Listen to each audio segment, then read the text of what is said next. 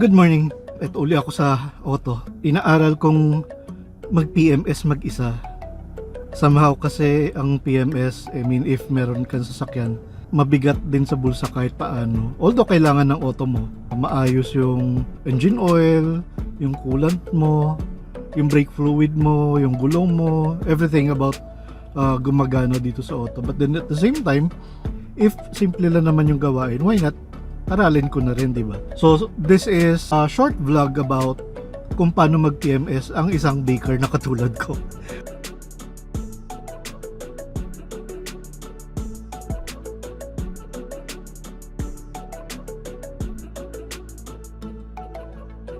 Pinagtripan ko talaga, inaaral ko siya from people na marunong gumawa ng simpleng PMS or simpleng maintenance na ginagawa yan. Depende ko ano yung sasakyan mo.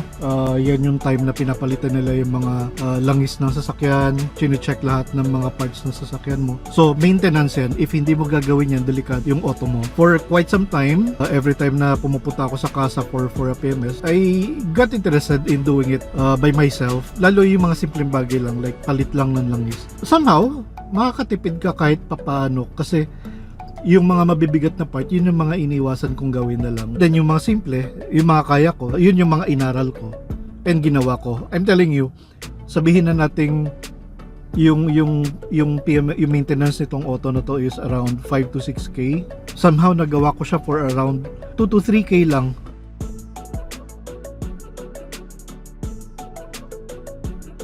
No, naghahanap ako ng basahan, wala akong makitang basahan. So naisip ko, tinitignan ko yung sarili ko, yung t-shirt ko, mukha namang basahan. Tignan mo naman. So why not? Yan na yung ginamit kong basahan. O diba? Tipid. Pagka wala ka makitang basahan, tignan mo yung damit mo, yung suot mo. Baka mas mukhang basahan. At syempre, kung maarte kang baker ka na magmimekaniko ka, hindi pwede yung wala kang ventilador. Lalo na ako, pawisin ako. Shades, kailangan ko yan. Mainit eh. Yung payong, kailangan ko yan. Sensitive yung skin ko eh. Bakit ba? Gloves, kailangan ko rin yun syempre. Kaso, pansin ko lang, it's either maliit yung nabili kong gloves or malaki lang yung kamay ko. Kasi parang maga yung kamay ko dito sa gloves ko. Actually, yung the whole process ng ginagawa ko tong pagpapalit ng mga langis, naka-anim na palit ako ng gloves. Bawat kilos ko punit, bawat kuha ko ng gamit punit. So malamang maliit yung gloves. Syempre, hindi pwede mawala yung tubig. Lalo kung ganyan na medyo nakakapagod yung gagawin mo. Kailangan hydrated ka. At syempre, kailangan mo rin nahigaan o sapin dun sa ilalim ng auto. Nakita ko yung shower curtain. Yun yung ginamit ko. And of course, kailangan ko rin ng mga measuring cups. Measuring cups, di ba? Pang baking. Pang baking lang. Hindi po. Kailangan mo rin kasi sukatin yung engine oil mo, yung coolant mo, pag dinidispose mo na ba para sakto yung ipapalit mo dun sa auto. That's the reason why kailangan mo yung measuring cup na yan. And then of course, yung mga wrench, yung mga lyabe. Of course, kailangan mo ng planggana para sa pangsalo ng mga langis. Kailangan mo rin ng jack stand or jack para maiangat yung auto pagtanggal ng engine oil sa ilalim. Kailangan mo yung mga funnel or embudo para sa mga langis na isasalin. And of course, kailangan mo yung coolant, kailangan mo yung bangkito, oil filter, engine oil, brake oil. And since magpa-flush ako ng coolant, kailangan ko ng distilled water para temporarily ma-flush yung coolant. Spark plug, of course, kailangan mo yan dahil papalitan ko yung spark plug.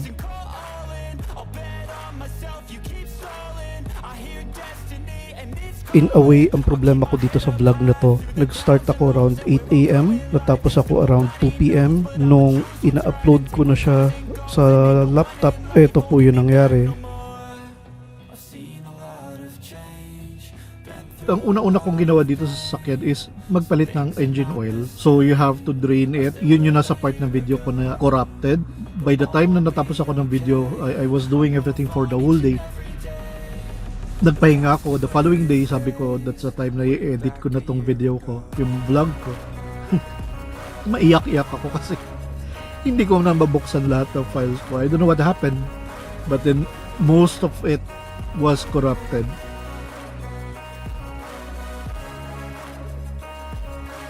I started with the engine oil. Dinrain ko yung engine oil. Nung na-drain ko na siya, pinalitan ko na yung oil filter. And then after the engine oil, nirefill ko na siya. Napalitan ko na ng bago yung oil filter. I went straight to pag-flush ng coolant na. Now,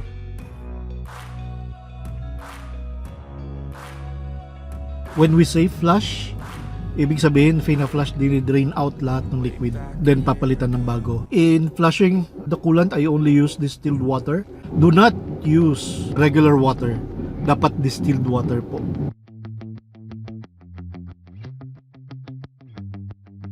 Of course, you have to clean yung engine bay mo kahit paano. Dapat as much as possible, hindi mo napapabayaan yung engine bay. Kasi, delikado yung alikabok pag pumasok sa mga loob ng mga butas dyan sa engines, specifically dun sa air filter mo. So, kaya nga pinapalitan yung air filter kasi yan yung humihigop ng hangin sa makina. Yan din yung nagbubuga ng hangin dito sa aircon ng auto mo.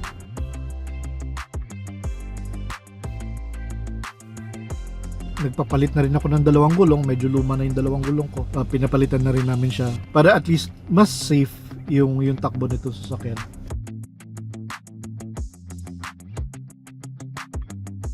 So far, yun yung mga ginawa ko dito sa auto. I'm telling you, nakatipid ako ng siguro roughly around 2,000 din. Nakatipid din ako just by doing those things. Even kayo kaya nyong gawin yun eh. Sa lalaki kasi somehow para nakakatuwang gawin to eh. Pagka may auto ka na gusto mo ikaw yung kumakalikot ng auto, ikaw yung nagtatanggal ng kung ano-ano. Pero syempre, dapat marunong ka.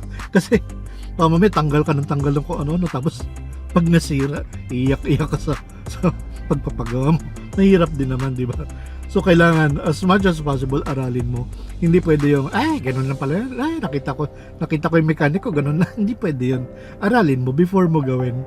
Like ako talagang it took me quite some time for me to learn. Ganun pala pagtanggal ng bolt dun sa oil pan. Hindi siya basta-basta na ikot mo lang, tanggalin mo lang, tapon mo yung oil. Hindi. Dapat careful ka sa pagtanggal nung hindi pwedeng hindi mo rin palitan yung washer ng oil pan. Kailangan mong palitan yung washer na yun. Iba kasi pagka nagpapa-maintenance sa mga mekaniko, lalo kung hindi kasa, hindi nila pinapalitan yung washer. Dapat alam nyo na pinapalitan nila yung washer. Otherwise, pag hindi yan napalitan, there will be chances na if hindi maayos yung pagkakasalpak nung bolt, chances are baka tumagas yung langis niyo. Sayang din naman. So dapat i-check niyo with the mekaniko na napalitan ba yung washer nung oil pan ko o hindi. They have to. Kasi kasama yun sa binabayaran ninyo sa service nila ng maintenance ng auto ninyo.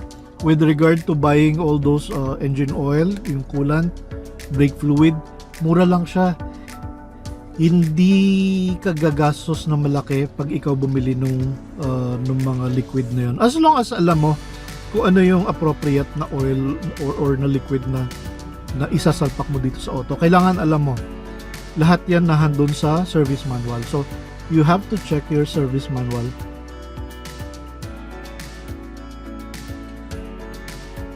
Naalala nyo yung na-mention ko nung yung Boodle find ko online, yung cabinet na ginawa ko. I have some more of those Boodle finds. So ako, siguro naaliw ako mag-mekaniko right now. So I have itong wrench na to, itong ratchet na to. I have itong mga cleaners na to. Paisa-isa binibili ko sila kasi naaliw ako magkalikot dito sa sasakyan. I'm telling you, hindi siya madali. Pero pag naaral mo, nakakaaliw pag nagawa mo. Pero of course, dapat alam mo na tama yung ginagawa mo. If not, ingat ka, delikado yung auto mo. Especially pag tungkol sa engine bay ang topic, ay nako, wag po basta-basta. Aralin nyo ng gusto. And then I'm telling you, magagawa ninyo kahit paano.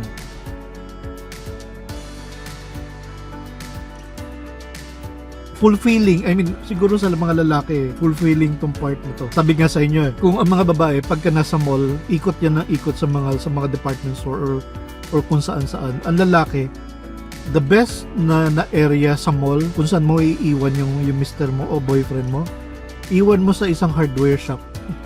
I'm telling you, nag-e-enjoy yan. Yung mga hardware dyan sa mall, yung mga kilalang hardware na yan, iwan mo yan dyan. Habang nandun ka, namimili ka ng bag, ng sapatos, ng damit, siya nandun yung sa hardware. Kahit ilang oras yan doon. mag-enjoy. Yun lang nga. I'm telling you, bibili yan ako ano-ano. Like, simpleng ganito, bibili yan. Kasi enjoy namin yun. I would say playground na namin yun ng mga lalaki.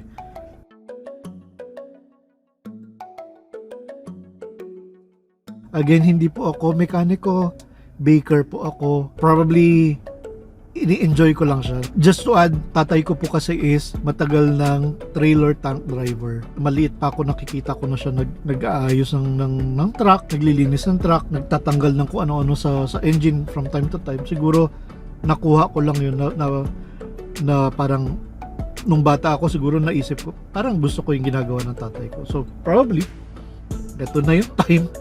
Ginagawa ko na rin. Bumili-bili ako ng mga kung ano-anong mga ratchet. Kahit pa paano. Kasi trip ko edi masaya naman ako. Edi gawin ko. Probably, who knows, after mo nito, maisip ko rin, gusto ko rin mag-mekaniko. Gawin mo rin. Iba kasi yung fulfillment ng nagugustuhan mo yung ginagawa mo. Iba yung napipilitan ka lang gawin. Okay po? So sana po may natutunan kayo. If in case may gusto kayo i-share about sa auto ninyo, comment down below lang po. Sana po may ma-share din po kayo. So, I guess that's it. Salamat po. Be kind always.